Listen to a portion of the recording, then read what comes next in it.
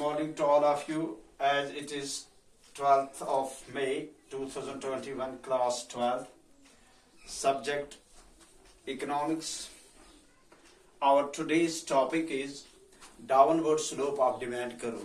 Previously we learned about demand, law of demand, schedules of demand, and today we want to know why the demand curve slopes downwards. What are the parameters, what are the assumptions, what are the conditions on which this downward slope of demand curve depends.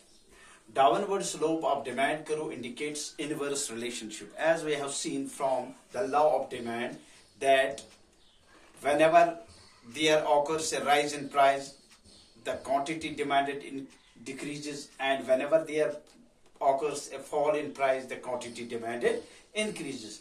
This attitude of demand and price is also called the inverse relationship. So downward slope of demand curve indicates inverse relationship between quantity demanded and fall in prices. Now we have to know why this demand curve slopes downwards. It is based on some of the assumptions. The first assumption is law of diminishing marginal utility. The law of diminishing marginal utility itself indicates that as we are going to purchase more of a commodity, the utility power of each successive unit goes on decreasing. So here applies the law. Income effect. Income effect also leaves its impact on the downward slope of the demand curve.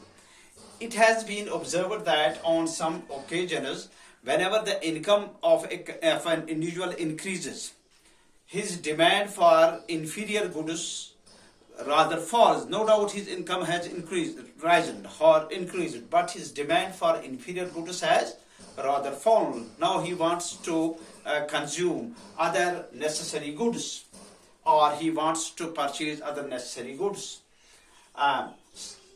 Substitution effect also lays its impact on the downward slope of the demand curve.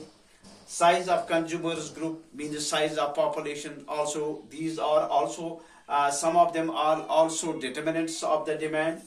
So size of consumers group also determines the downward slope of the demand curve. Different uses, a good which possesses different use also lays its impact on the downward slope of the demand curve. Exceptions to the law, but there are certain hindrances or barriers or exceptions where this downward slope of the demand curve does not apply for every commodity. In case of given goods, these goods are named after a famous economist. His name was Richard Giffen.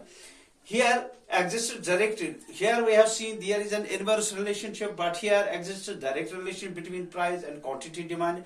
When price rises, more of these goods, given goods, are demanded. Instead of curtailment of these goods are demanded more, and vice versa.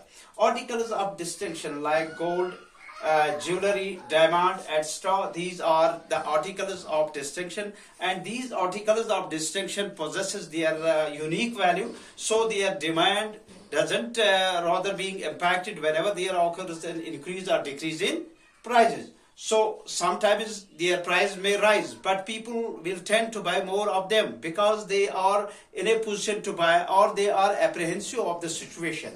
So ignorance, sometimes consumers do not know or feel not to purchase these goods because these goods are of inferior nature, inferior standard, because their price is very low, so we can't purchase. We will not prefer to purchase them because they are goods of inferior quality. So these are the determinants, these are the factors which apply to or act as exceptions to the law. Here, this demand curve, instead of going sloping downwards, it rises upward.